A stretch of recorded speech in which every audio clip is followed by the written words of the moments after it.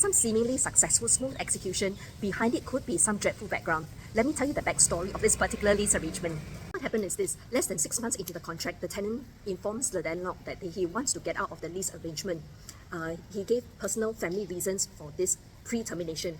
Now, these were circumstances that we were not able to verify. The landlord came to us asking what should she do. Now, there's one option, which is to say that we push the responsibility back to the tenant.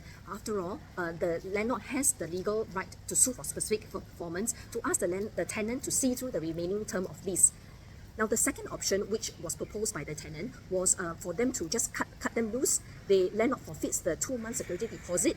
The tenant will pay back the prorated agent commission. Now, to the tenant, that will be a preferred option, obviously, because they immediately cut themselves loose. There's a clean-cut closure. To the agent, it also seems like it's an easy case because tenant pays back the prorated agent closed case, move on to the next case. However, to the landlord, they are now taking on the risk of vacancy period, which would have never happened if the tenant had not broken the lease in the first place.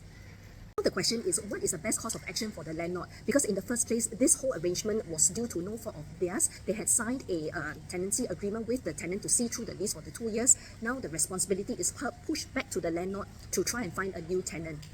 So to cut the long story short, rather than us wash our hands out of this and say, so sorry, we are not going to get involved in this problem, you settle the situation yourselves.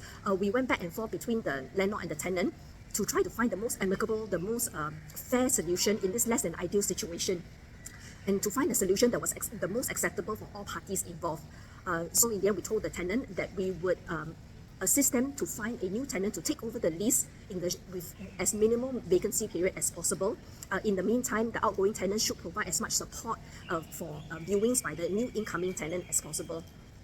Provided the necessary support in terms of paperwork for the outgoing tenant to exit the contract and for the incoming tenant to sign a new lease with the landlord.